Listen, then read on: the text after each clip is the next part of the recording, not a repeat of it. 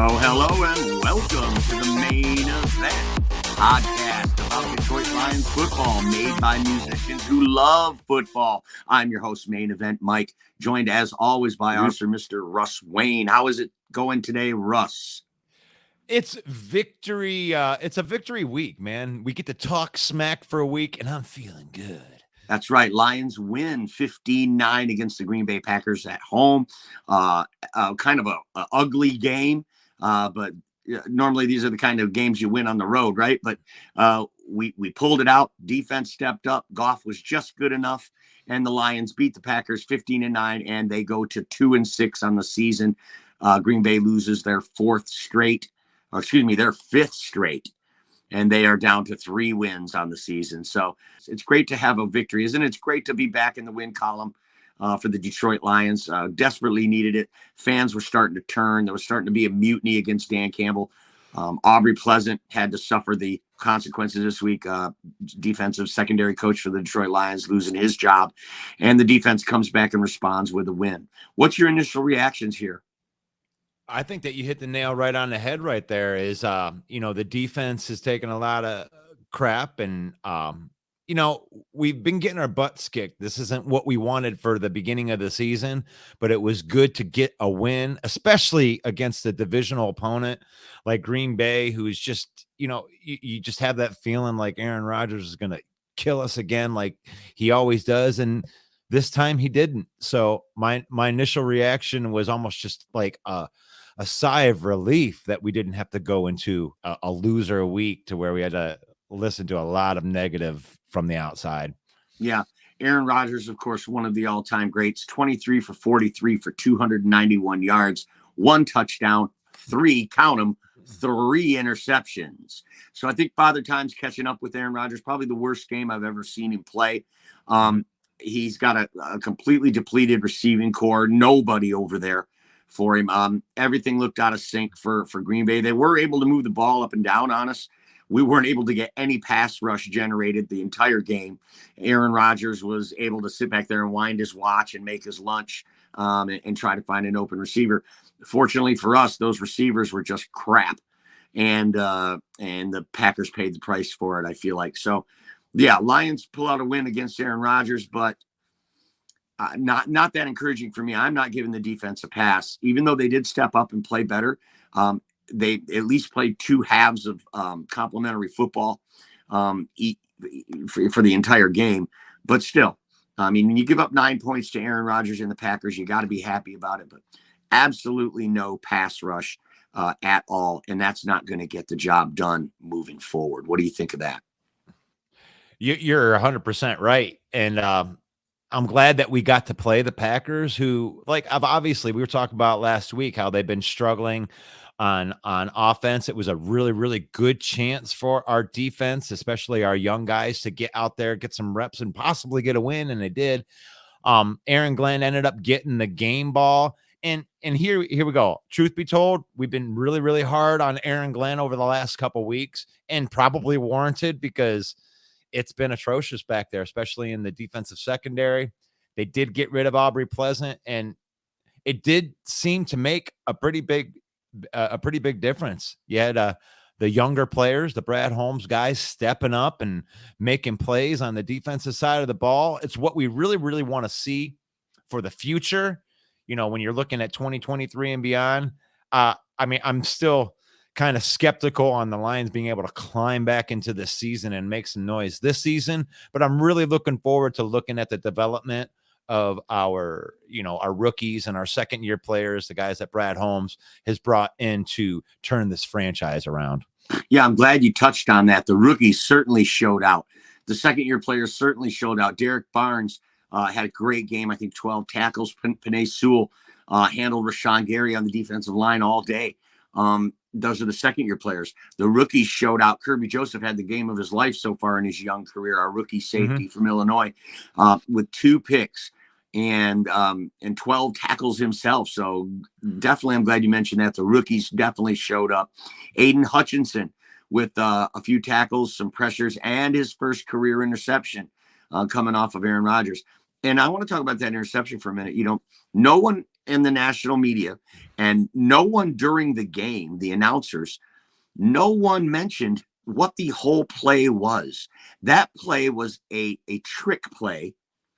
They were trying to get a touchdown pass to David Bakhtiari, an offensive lineman, and Hutch read the play, dropped back into coverage, and snatched the interception. Mhm. Great play, but I got a question. What the heck is? Is Green Bay trying that play there? Probably because their receivers are so been playing so poorly. Aaron Rodgers only completed a little over 51% of his passes.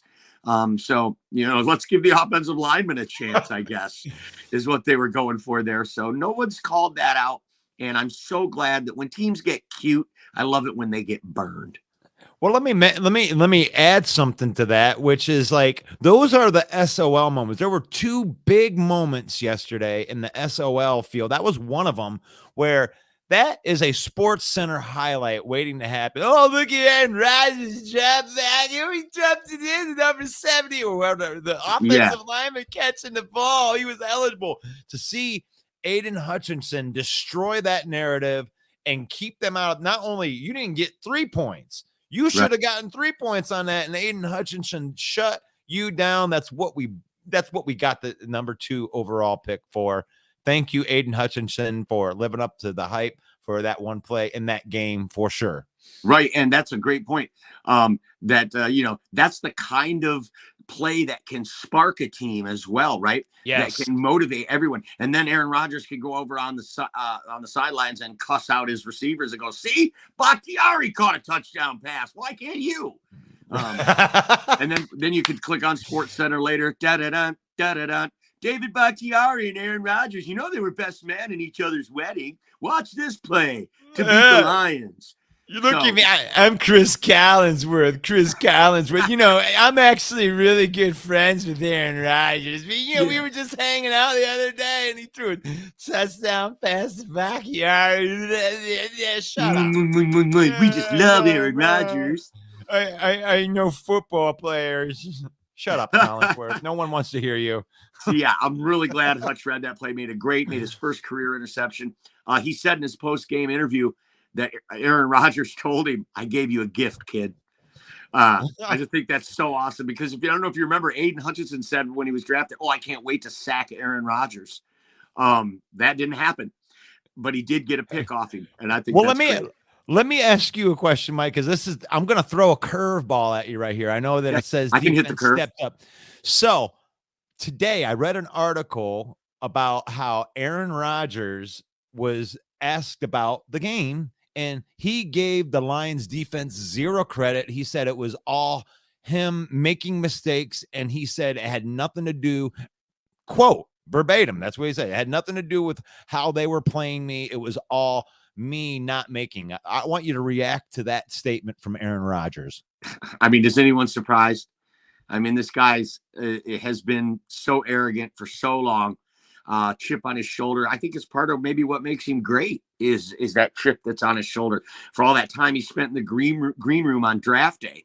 And the knock of him having small hands. Now he does hallucinogenic drugs and sucks his butthole and decides to take all the credit when things are good and blame everyone else when it's bad. So and I'm going to hold his feet to the fire because I mean obviously the guy's great, but let's face it. There were a few plays, especially that great play with Kirby Joseph made a great play to block a pass that was a sure touchdown. In previous years, Kirby Joseph wouldn't have been able to get to that pass because it would have been more on target.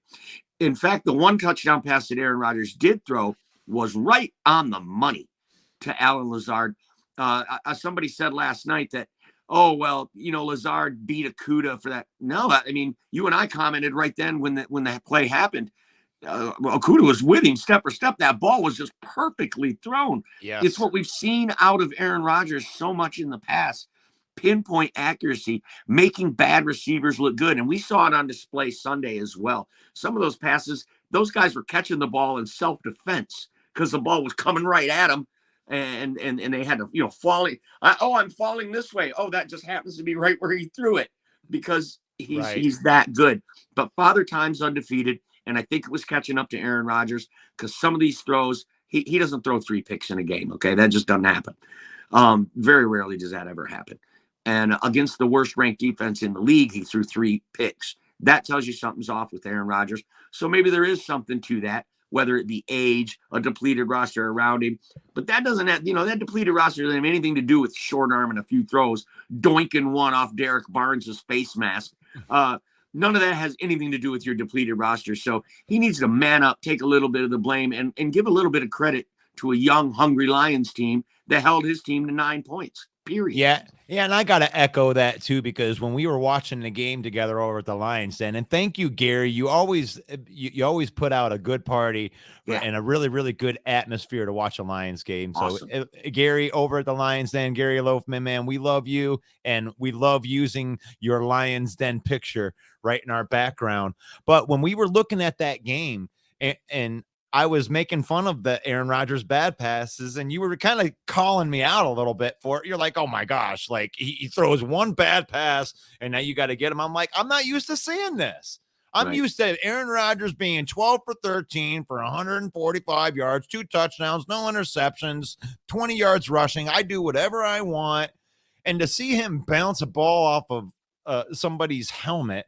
And by the way, that Kirby Joseph was an interception that he had. So if he would have thrown that on target, I'm more than sure that he would have been able to tip that ball and make that play, even if he didn't get the interception on that. So for him not to give him credit, that awesome credit for being able to catch the ball in traffic, catch the ball under pressure on Aaron Rodgers to take that ball away from him, for him not to give him credit for that, that just kind of shows me who you really are, Aaron Rodgers. And I'm glad that your career's almost over. Not in a bad way because you were injured, just because you're kind of it's my quarterback. Right. And well, Packer fans today are making all kinds of excuses for it, but and no one's given the Lions credit, and maybe that's because we could not generate any kind of a pass rush. It wasn't a dominating performance or anything. So Lions win 15-9. They get their second win of the season. Feels good. Quick stats here. In the red zone, the Lions were 2 for 3, while the Packers were 0 for 4. That's nice. Total plays. Detroit Lions had 57 total plays, 69 total plays for Aaron Rodgers. So the Green Bay Packers also controlled the time of possession. So there were some concerns, though, for the Detroit Lions, especially on offense. Jared Goff did not play well. A lot of bad throws. He was only a little over 50% on his completion percentage as well. Both quarterbacks played bad. Both defense played tough. Green Bay, of course, with a great defense. Jared Goff, 14 of 26 for 137 yards. Did throw 2 touchdowns and 1 really bad interception. He's lucky he didn't have more than 1 interception because he short-armed a few throws, made some really bad throws in this game. I know you're going to defend your boy. Jared Goff's your boy, and you're going to defend him. But before I let you do that, I want to run a couple of more offensive stats for the people who are listening here on the podcast. Lions did produce 117 rushing yards. As we said, they were 2 for 3 in the red zone. They seemed to be able to run the ball. They finished with a 3.8 yard per rush average.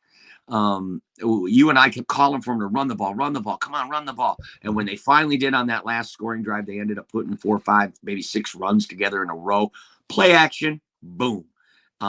They were able to score. Oh, by the way, 2 tight ends scored the 2 touchdowns for the Detroit Lions, and neither one of them were named what? TJ Hawkinson. Oh, yeah, I keep forgetting his name. Who? Yeah, TJ who? Let's face it, Shane Zylstra, he's no TJ Hawkinson. Brock Wright, James Mitchell, the rookie, got his first career touchdown. So it was great to see the Detroit Lions scheme these tight ends a couple of touchdowns. The play to Zylstra was a great play call. He was so wide open, I don't even think he could believe it. And Jared Goff tried to throw a bad pass, but it landed right in his lap. So it looked like, oh, no, he's going to miss this pass for half a second. But Zylstra slid, got the ball, got a touchdown. James Mitchell, nice crossing route. in the end zone to get his touchdown. It was great to see the Lions tight end score the week after they trade arguably one of their best players. What did you see from this Goffense that impressed you?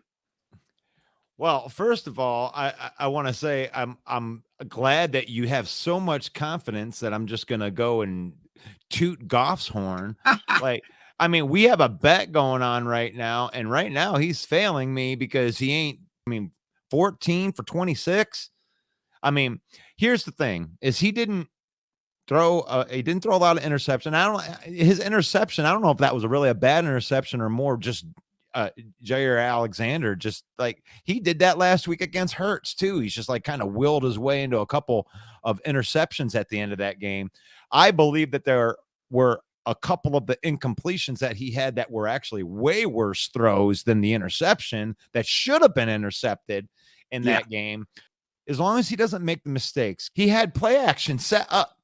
He ran the ball 6 times, and then when he threw the ball on the play action, wow, what an accurate pass that was. That's because that's where Goff thrives. You need to set him up with the play action. I love the fact that, have you ever seen the movie Moneyball? Oh, yeah. So I think that we have a Moneyball situation when it comes to our tight end situation, changing subjects right here to the tight ends, where none of those guys are as good as TJ Hawkinson. But when you add in the skill set of Zylstra and the skill set of Mitchell, and then now we're going to be adding in the skill set of Kabinda, those 3 guys offer what TJ Hawkinson was drafted 9th overall or 8th overall to get. And they're doing it with all 3 of those salaries, not even coming close to the $15 to $16 million that TJ Hawkinson is going to warrant over the next season. So the Goffense, I'm worried about the Goffense going forward. It is a pretty good Green Bay defense, but I think that I'm going to have to grow a gnarly beard as I'm seeing this right now. So Jared Goff, you do not get a pass. You need to play better, especially when your defense is stepping up like that. Let's close out some games. Let's get some complete games. That's what I got to say about the Goffense. Wow. That is your version of grilling Jared Goff, isn't it? I'm not going to give him a pass. He was terrible. And I have to disagree with you that interception by Jair Alexander. Jair was just sitting on the route. He wasn't even covering. They were in a zone, and he was just sitting there, and the ball was thrown right to him. And I do agree with you that the play action creates rhythm for the quarterback. And Jared Goff definitely, it's like shooting baskets. You know, some shooters are rhythm shooters, and they need the bounce pass to shoot in rhythm. They can't stop and pull up. And for Goff, I think it's the same thing. He's more comfortable in that rhythm of off the play action than stepping up in the pocket and, who's going to cream me? Right. So maybe he's got some PTSOL. But last thing I want to touch on is I guess I was informed last night that Craig Reynolds got hurt in the game, which I didn't know. His stat line had 0. It must have been on special teams or something because I didn't see it. Because I was questioning on the main stage Monday night, why was Justin Jackson getting all these touches and not Craig Reynolds? I guess I missed that during the game that Craig got hurt. But Justin Jackson was about 4 carries, and DeAndre Swift only 2 carries. He did catch 3 passes. Definitely they are limiting DeAndre Swift, so we know he's not 100% healthy.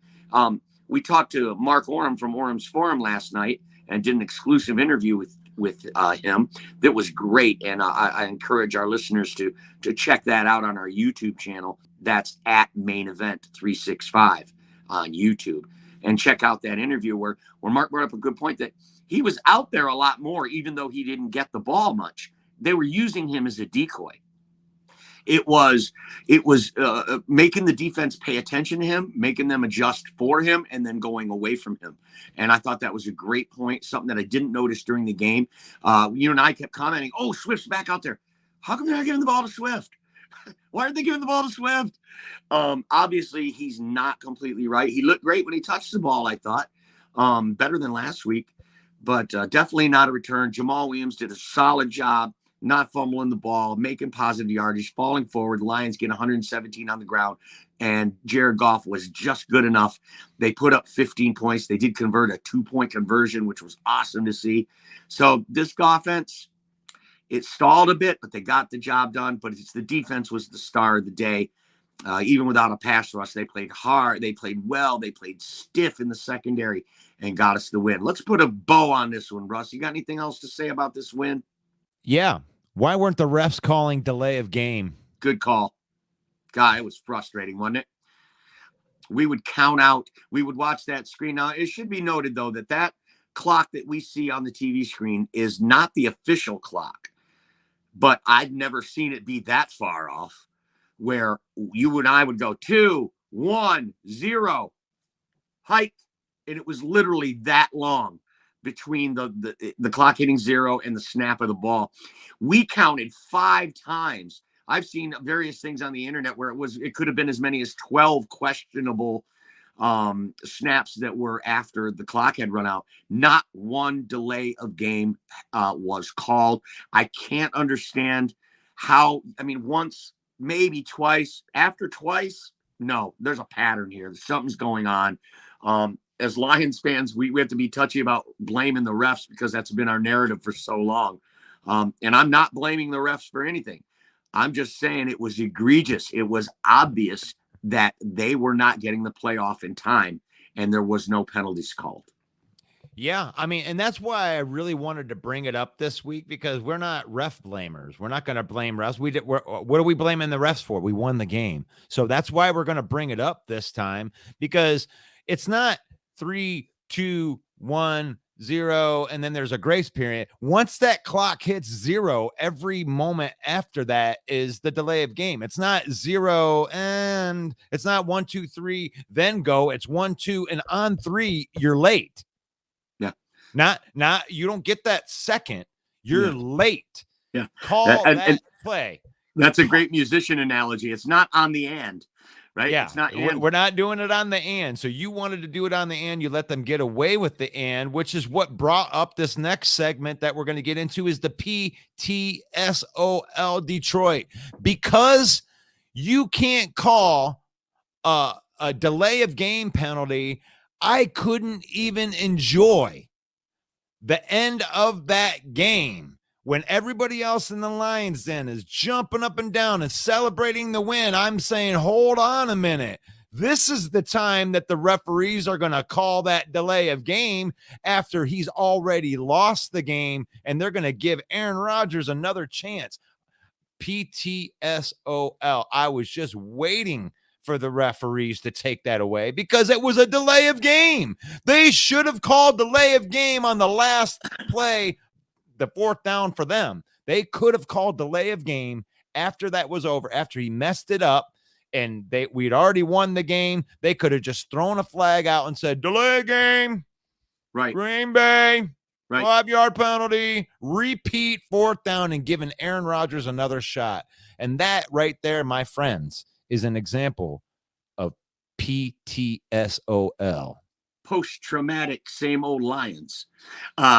Because we've been screwed before so many times. And I will never, honestly, as long as I live, I'm never going to forget that game and that moment when on that 4th down, we won the game. We were going to win the game. And I look over at you and I go to high five you, and you had this look of fear.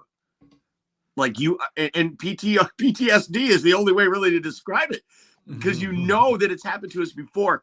And we were commenting all game how Aaron Rodgers seems to have this relationship with the referees. Like, right? I've never seen a player where when he goes, hey, the ref turns his head and runs right over to him. Yes. What do you need? Yes, sir. What can I do for you, Mr. Rodgers, sir? Anything that has an automatic 1st down. Yeah. And on that 4th down, if they convert, it was no delay a game penalty. But if they don't convert, we can always call that delay a game penalty to give him another shot. And you've been asking for it. You've been complaining, so we gave it to you. And you were the only one in the room that was receptive to that, to sensitive to that, to see that was a possibility. And that was a 4th down. And Yeah. Lions take over on downs, and a late flag totally could have come in there on delay game. And we really couldn't argue because it was legitimately after the snap, right? They snapped the ball after the clock ran out. So they could go back Well, on replay and go, oh, yeah, you can see right there. It was definitely the clock had struck zero. Yeah, like for the 10th time in the yeah, game, right, and right. you hadn't called it. So, So yeah. I wanna preface something else too, as far as the Lions Den goes. I was in the Lions Den when Golden Tate caught that 1-yard touchdown against the Atlanta Falcons, and they decided to do a clock runoff. I was in the Lions Den during the Houston Texans game where he was obviously down, and Jim Schwartz threw the flag, the challenge flag, and gave us a penalty, made the play non-reviewable. I was in the Lions Den when the ball was batted out of the back of the end zone in an illegal fashion to lose the game. I was in the Lions Den when they made up a face mask call against Aaron Rodgers and gave them another Hail Mary. So PTSOL is a real thing. But you know what? That game's over. It was Thank God. The Lions are 2-6. We got to play Green Bay again on the last game of the year. We go to Lambeau. If we could sweep the Packers this year, that would be sweet. Doesn't happen very often for us. I get that they're in a down year. Great. We'll take it. So goodbye, Green Bay. Hello, Chicago, my kind of town. The Lions head to the Windy City to face the Chicago Bears, who, even though they are only 3-6, they're 3-6. They've only got 3 wins, but they've been playing great the last 3 weeks. Their quarterback, Justin Fields, is really starting to use his legs. They're using him differently. We had the CNG podcast, a couple of guys from Chicago on our main stage show on Monday night. And I encourage all of our listeners to check that out. Head over to Facebook at 6:30 on Monday nights. We broadcast live on the main stage, and we have a panel of headliners, and you can submit a question and we will address it with our panel of headliners. And on the panel this week, we had some guys from Chicago. They called it out, said that if Justin Fields continues to run the way he did, they're going to smoke the Lions. I mean, they don't have enough horses on defense or offense. I mean, Darnell Mooney, Chase Claypool, those are their wideouts. Does that scare anyone? Cole Kmet, Kirby Joseph. It didn't go well is what I'm thinking. So we're looking ahead to Chicago. What are some key matchups for you in this game against the Chicago Bears for the Lions? Well, there you go. You hit it right there. It's our defensive line or whoever's spying Justin Fields versus Justin Fields, because if you can't contain that quarterback, he can run wild on you. Now, he hasn't had a good start to his career, but a guy rushing for 178 yards. They mentioned it on CNG podcast that Justin Fields isn't a quarterback. He's a weapon. He'll take whatever you're going to give to him. And he doesn't throw a lot of balls now. He's either running the ball or he's throwing the ball downfield, which is scarier against a secondary like ours, who's had one good game. And luckily it was last week, but Sammy Watkins and injured Romeo Dobbs. I mean, I would think that Mooney and Claypool are better than that skill room. And Aaron Rodgers can run, but he can't run like Justin Fields can run. So, yeah, it's our defense. I agree with CNG podcast. It's our defense versus Justin Fields. Okay. I think that is definitely intriguing, but I think that goes, we've already played Jalen Hurts. Everybody's got to deal with that. I think a key matchup here for the Lions is running the football. Our offensive line against their defensive line. Their defensive line is pretty bad. They've traded away Robert Quinn. They traded away their linebacker, Roquan Smith. Their defense is not good. If the Lions can control the line of scrimmage in this matchup between our O-line and their D-line, we can keep that weapon on the sidelines. And I think that's definitely an intriguing matchup for me. And I also like they have a good running back combo, inside-out tandem of Khalil Herbert and David Montgomery. We need to be able to stop the run, and we need to be able to run the ball when we have the ball. So intriguing matchup for me is our O-line against their D-line. I love it.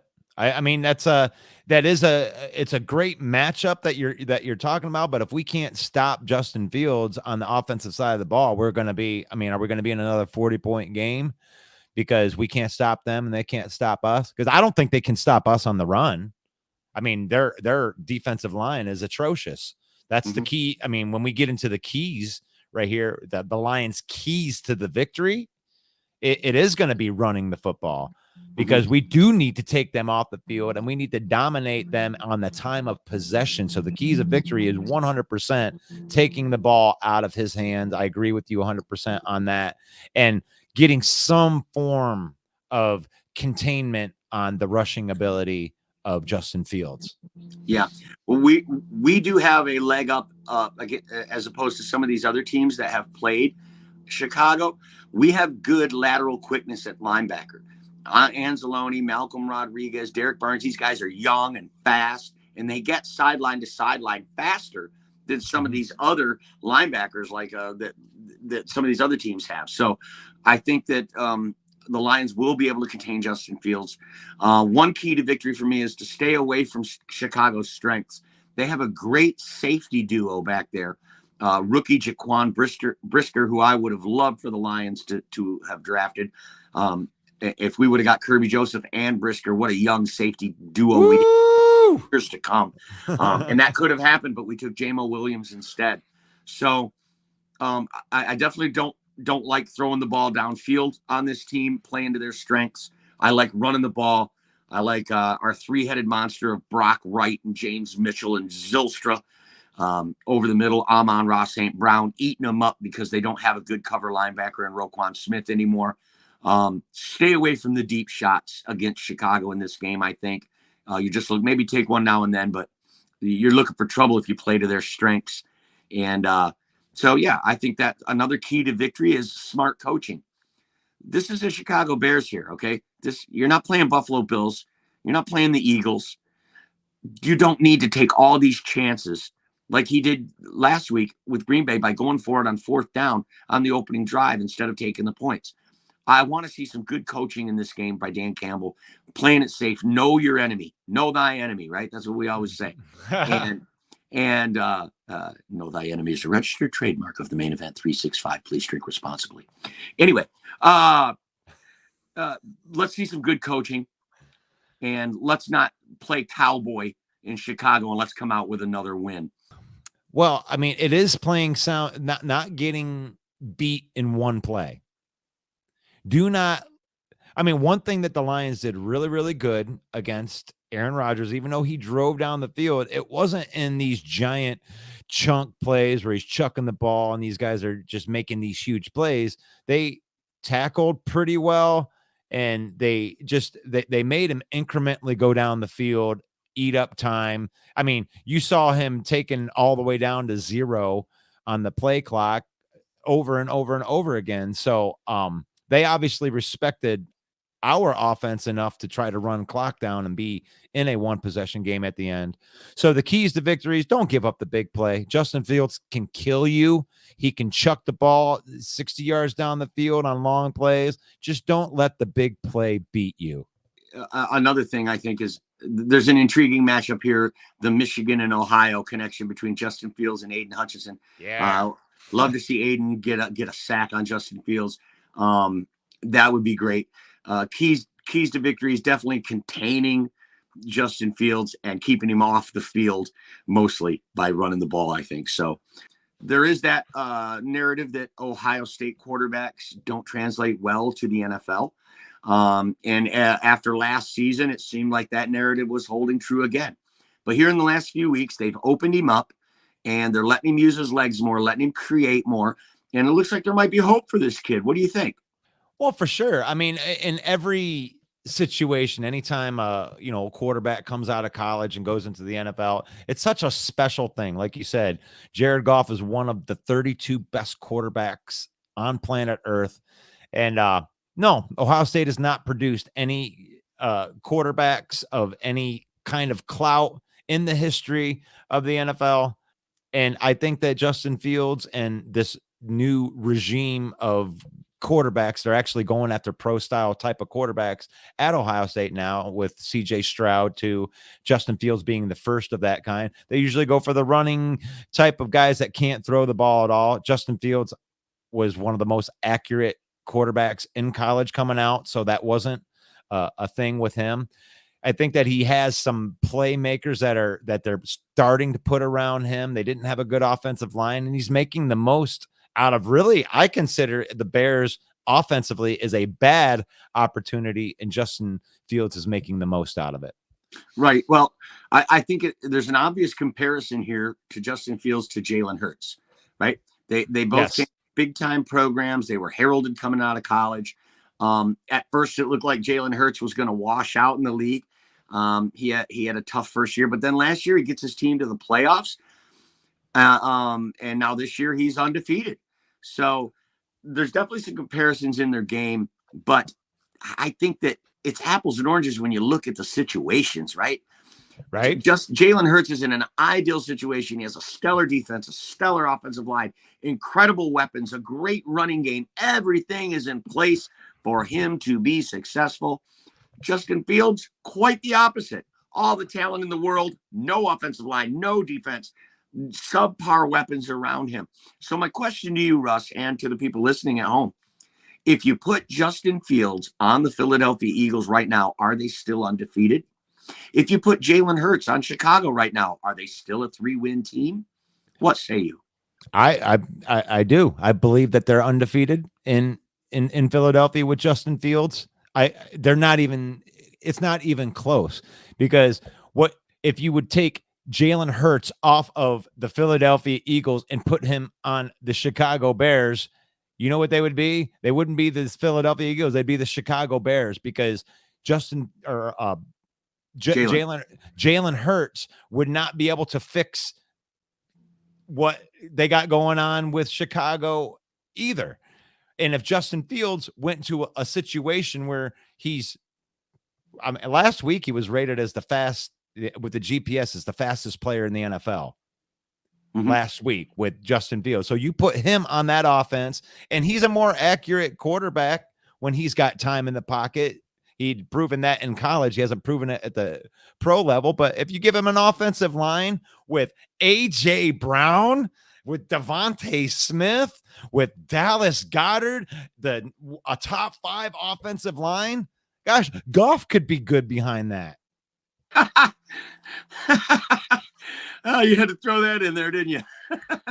You're a Goff slappy. It's my quarterback. Well, I got to disagree with you, Russ Wayne. I got to disagree with you here because, and here's why. I'll tell you why. If you put Justin Fields on the Philadelphia Eagles right now, they would not be undefeated. And I'll tell you why. Because if you were to because he's only in his second year. If you were to put Jalen Hurts in his second year on this team right now, they wouldn't be undefeated. There's a maturing process that has to happen. There's a learning curve that has to happen, especially at the quarterback position. And Justin Fields isn't there yet. He's making all these great plays right now, putting up all these rushing yards. Broke Michael Vick's single game rushing yard for a quarterback, by the way, last week. He's doing that because he has to.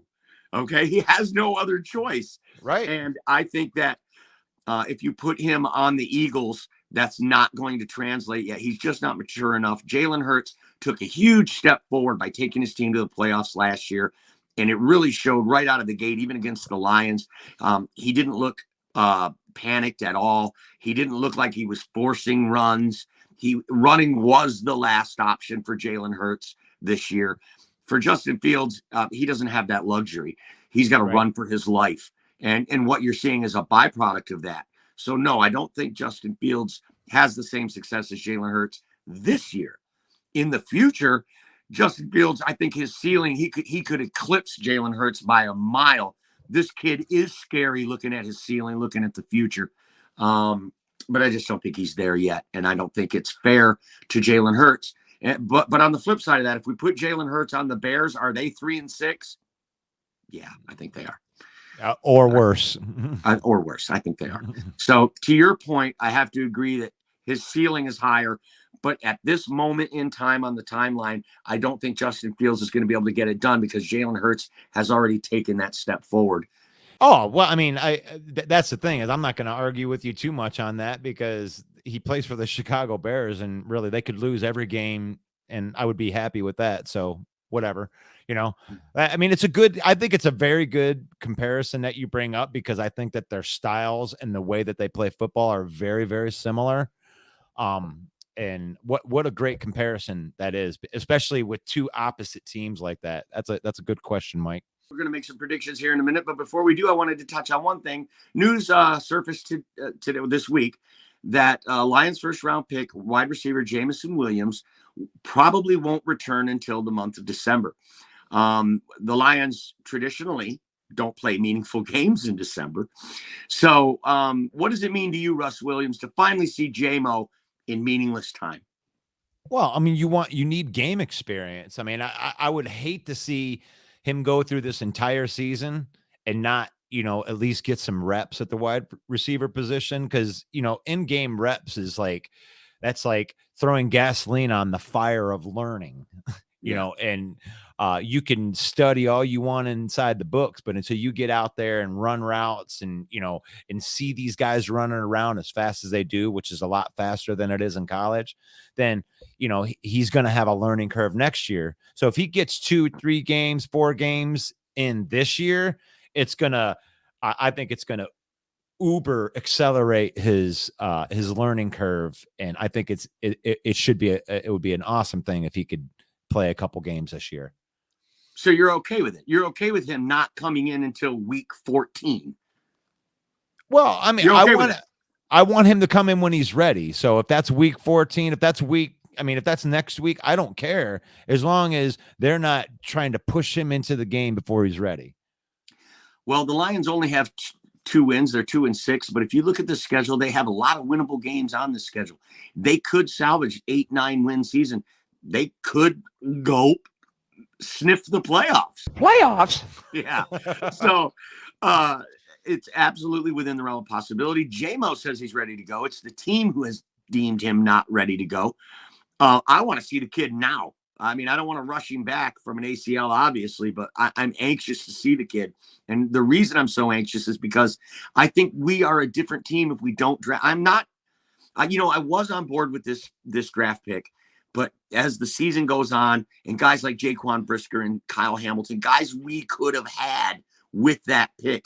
Oh, Devin Lloyd. I mean, some of these defensive rookies that are showing out across the league. I just feel like, man, that would look great on our team. That would help us more. That would help us so much more than a wide receiver who's rehabbing an injury and not coming back till the 14th week of the season. What do you think of that? Well, I feel you on that, but here's the thing is if we were trying really to push for the playoffs, and I think that if we get the playoffs, if we were pushing for the playoffs, I think it might be something different. So if we win this week in Chicago, and then we go into the Meadowlands and we beat the Giants, I think that they're going to think about bringing him in for the Buffalo game if what you're saying is true, because I don't think in the back of their mind, they really believe that they're going to compete for the playoffs this year. The playoffs? But no, they wouldn't have traded TJ Hawkinson probably if they thought they had a chance at the playoffs.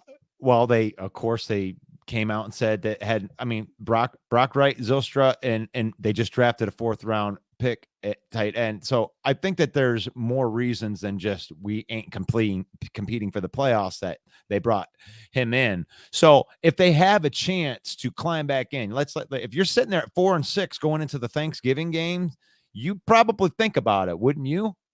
Yeah, and maybe that's the plan. Maybe this is all smoke, right? That he's not coming back to December, and then lo and behold, he's activated for the Thanksgiving game, and now Buffalo has to go. Wait a minute. I mean, we're going to need everything every trick, every up our sleeve to beat Buffalo on Thanksgiving. So maybe that's part of the plan. I like that if that's part of the plan. But Jameson Williams, I mean, I believe that this pick is going to define Brad Holmes.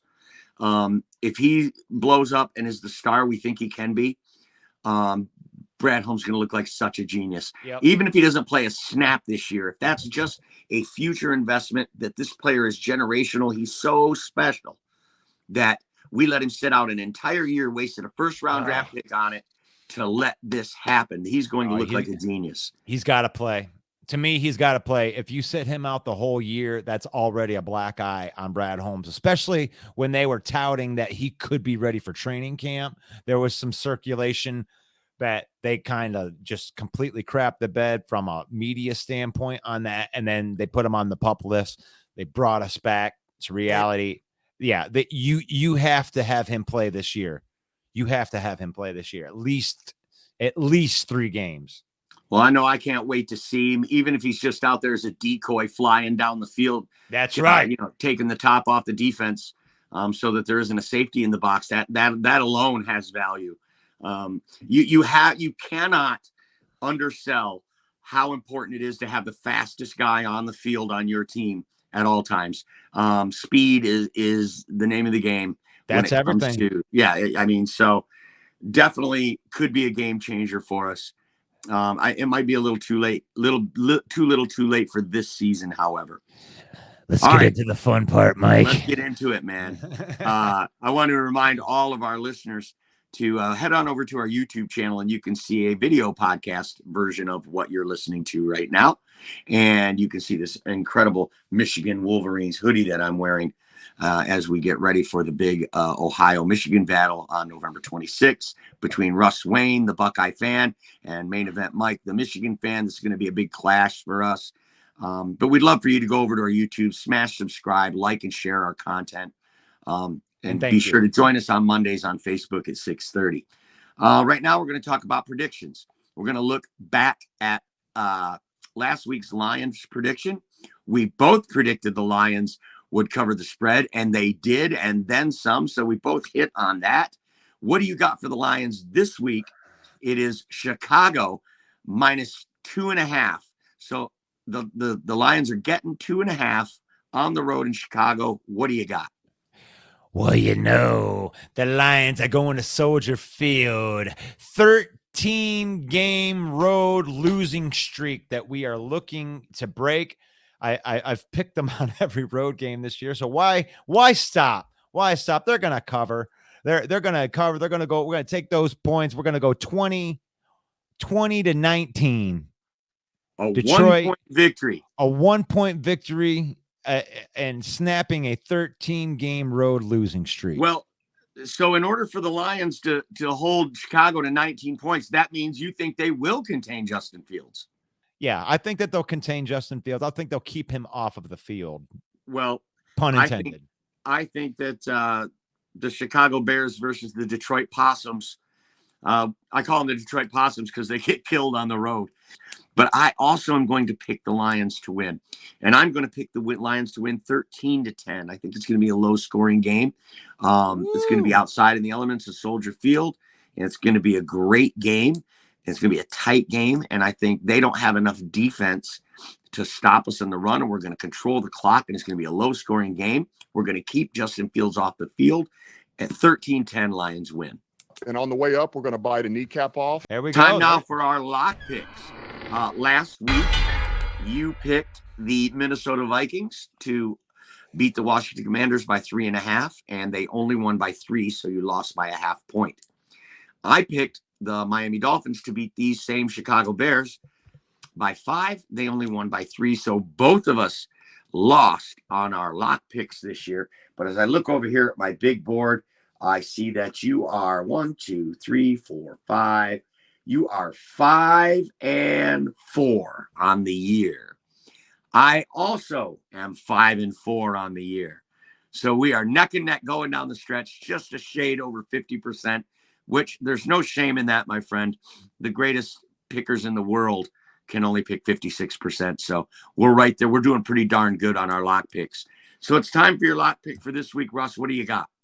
Oh my gosh, the Commanders have been just doing a number on me, man. Over and they're punching me in the face. And this really shows you how good Vegas is at picking these. Both of us losing by less than a point and losing by that half a point and actually winning the right pick, but not by enough points. gosh, that's so hard to deal with. But this time we got the Commanders getting 11 points at the Philadelphia Eagles. I mean, I'm not going to go against the Commanders again. They put me right in line. So give me the Commanders.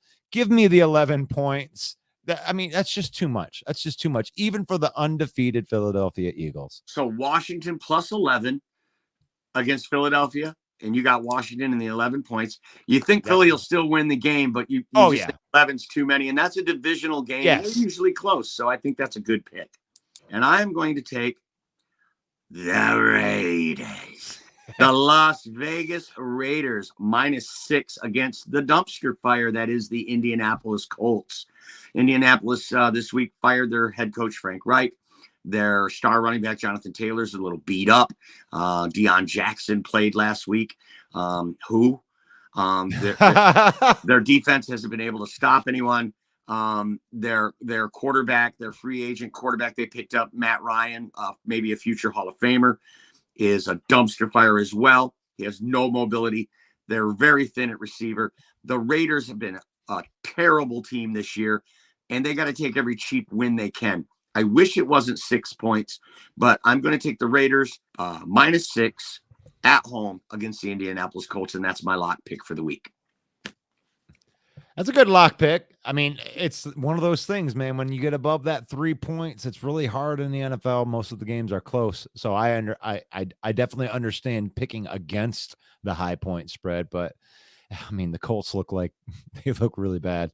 They do. And coming into the year, everyone had high expectations for them, like they were going to win their division. What you going to do? Really, really bad in Indianapolis. So, I mean, we might see Indianapolis definitely in the quarterback running for sure. Yeah. In come draft time. So, Raiders -6 against Colts. That's what I got. You got anything else before we wrap this podcast up, Mr. Wayne? No, just make sure that you go out and check out Main Event 365 on it's at Main Event 365 on YouTube right now. And also you can get us on Facebook. We're on Twitter. We're on Instagram. Really anywhere you can get your social feeds. We have a big, huge announcement coming up for our listeners as well, don't we? Well, the Main Event 365 are proud affiliates of NFLShop, so you can get all your licensed NFL gear, no matter what team that you're with, hats, the jerseys, custom jerseys, all kinds of different things. And we're also going to be announcing something very special that goes along with that NFLShop partnership that we won't do tonight. Right. Totally excited to be an affiliate marketing partner with NFLShop. This is huge for us. I know I buy a lot of NFL gear, and now I'm going to be doing it right through the Main Event. So it's pretty awesome. Well, I think that's it. We beat the Packers. We're going to beat the Bears. This has been the Main Event 365 podcast made by musicians who love football.